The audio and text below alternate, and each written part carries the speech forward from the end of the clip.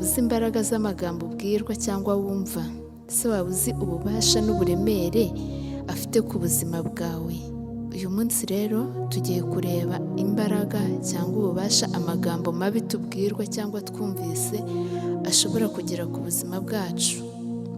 Gusa iyi ni Mushatsi TV, ntibibagirwe gukora subscribe kuko ibyiza biri imbere nibyo byinshi. Amagambo mabi rero cyangwa amagambo atari meza, ataryoheye amatwi, ashobora guhindura byinshi mu mitekerereze, mu mibereho yawe ndetse n'uko ugaragara inyuma ku buzima bwawe. Gusa ayo magambo mabi ashobora kugira impamvu aturukaho. Umuntu ntabwo ashobora kuza ngo akubwire nabi nta mpamvu afite. Tugiye kubanza turebe mu mpamvu z'ayo magambo mabi twumva cyangwa tubwirwa, turebe ingaruka zayo, turaza no kureba uko twabaho igihe dufite abantu batubwira amagambo mabi.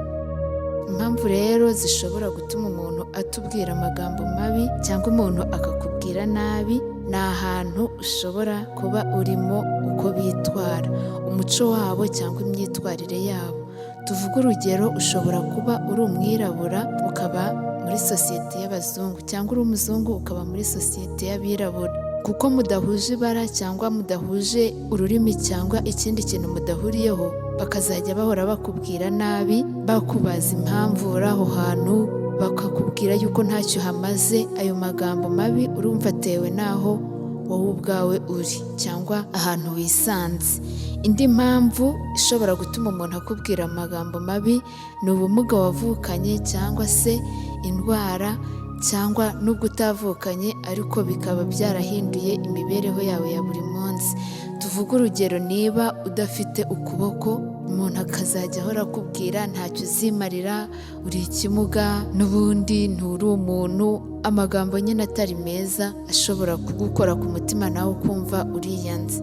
Indi mpamvu ishobora gutuma umuntu akubwira amagambo mabi ni ubukene. Niba uri umukene, umuntu agahora akubwira ubundi se umaze iki, ntacyo uzimarira, ntacyo uri cyo, uri uwo kurya gusa, n'andi magambo menshi ababaza. Ubukene nabwo bushobora gutuma umuntu akubwira nabi cyangwa se umuntu akavuga nabi.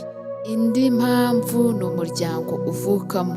Tuvuge urugero, umuryango wawe, papa wawe ashobora kuba yarakoze ikosa runaka, ariko abana bose bamuvukaho bakazitirirwa rya kosa.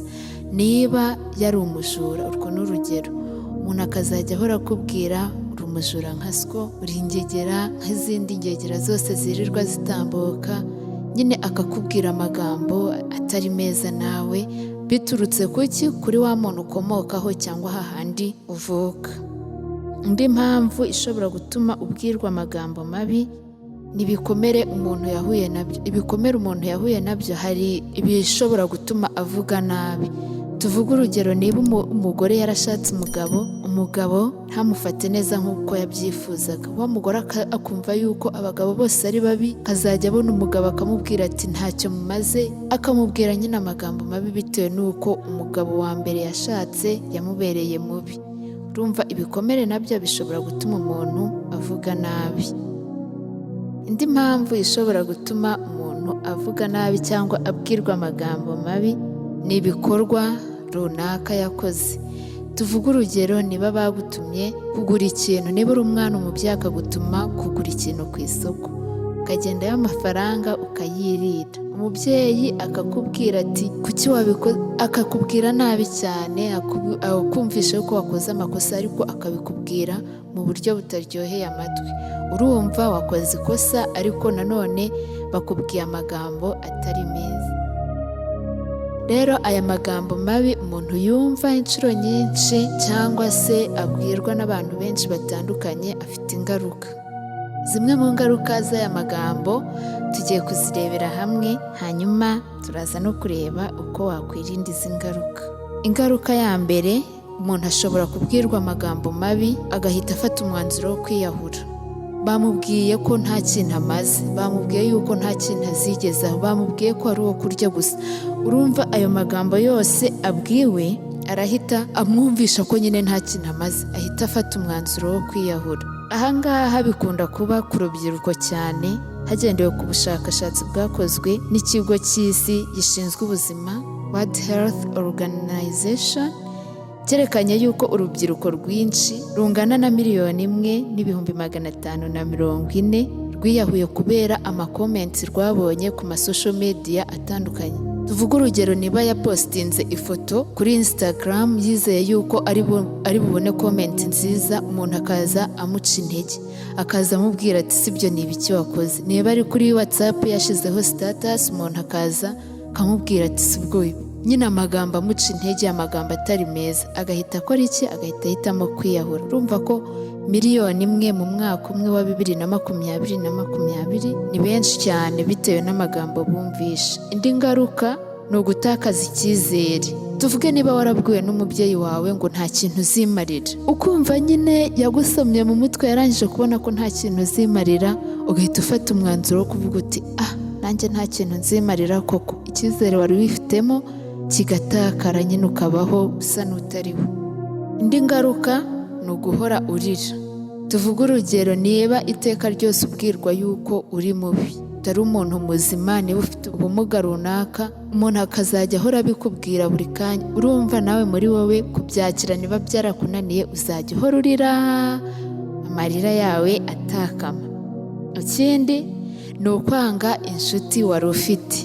Tuvuge niba wari ufite inshuti 5, imwe muri zo ikakubwira amagambo mabi atari meza, amagambo y'urucantege, amagambo akwambura ubumuntu, amagambo akwambura agaciro wari ufite, uzumva yuko n'izindi nshuti amaherezo zizabikubwira, ugahita uvuga uti noneho reka nibereho njyenyine, za nshuti zose ukazanga.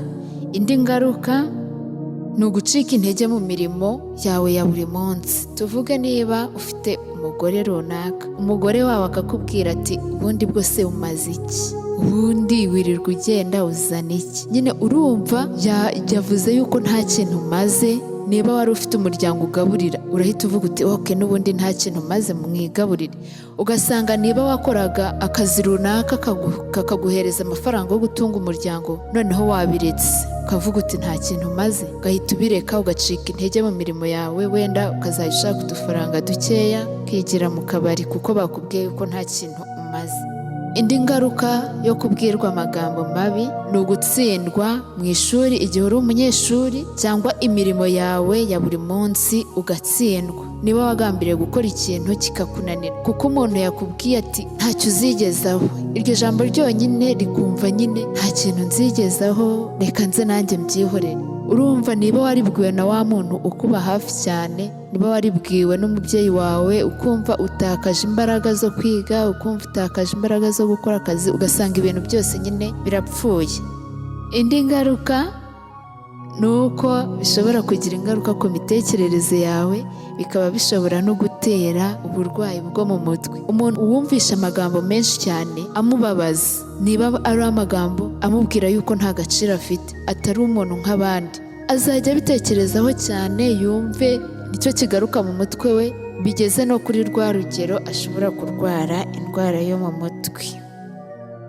Uko wakwirinda rero ingaruka z'aya magambo mabi wagiye wumva cyangwa wabwiwe n'abantu batandukanye, icya mbere ni uko wakwikikiza abantu bakubwira amagambo meza. Nawe ushobora gushyira mu gaciro ukavuga uti uyu muntu wambwira amagambo y'urucantege buri gihe, uyu nguyu wambwira amagambo yubaka, angira inama. Abo rero bakugira inama nibo wagakwiriye kwiyegereza cyane, aho kugira ngo wiyegereze wa muntu uzahora aguca intege. Ukundi kuntu wakwirinda ingaruka ziterwa n'amagambo mabi ni ukwikunda no kwigirira icyizere, ukumva nyine muri wowe wifitemo yuko uzashobora utagendeye ku byo wabwiwe, ukavuga uti ngomba kubishobora byanze bikunze. Niba ari mu ishuri nzabishobora, ntabwo nzita ngo barambwiye ngo ntacyo nzimarira, ntabwo nzita ngo barambwiye ngo ntacyo maze, ntacyo nzageraho, ahubwo ukumva muri wowe wifitiye icyizere kandi wikunze cyane. Ukundi ushobora kwirinda ingaruka z'amagambo mabi wumva cyangwa wabwiwe nuko washaka ikintu uhugiraho. Tuvuge niba ukunda gusoma, igihe utangiye gutekereza kuri ya magambo wabwiwe mabi, ugahita nyine ushaka ikintu.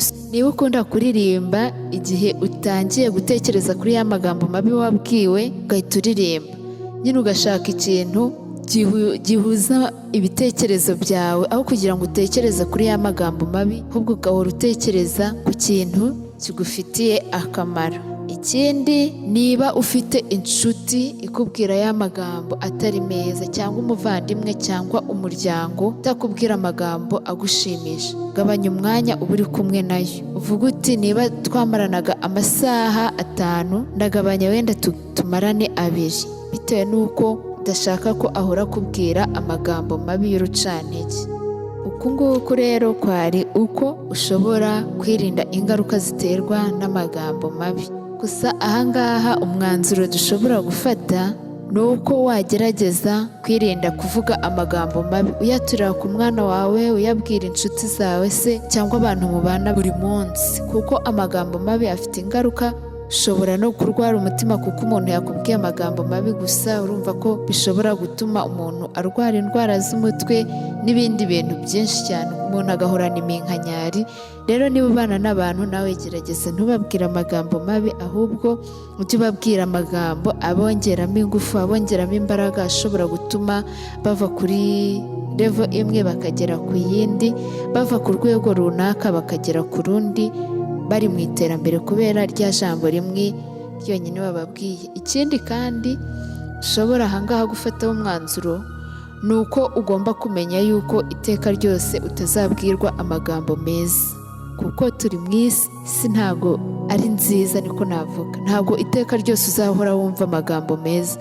Rero niba umuntu akubwiye amagambo mabi, wibigira intambara ngo uvuge uti ni urwango se, ashobora no kuba ari ibyo yahuye nabyo byatumye akubwira ya magambo mabi. Rero menya yuko igihe cyose utazahora wumva amagambo meza gusa, ahubwo n'igihe wumvishe amagambo mabi ubanze wavuga uti ese umuntu yayambwiye yabigambiriye byari bimeze bite. Nawe ureke guhita ubitindaho cyane ngo ubishyire mu mutima no mu mutwe cyane ubitindeho.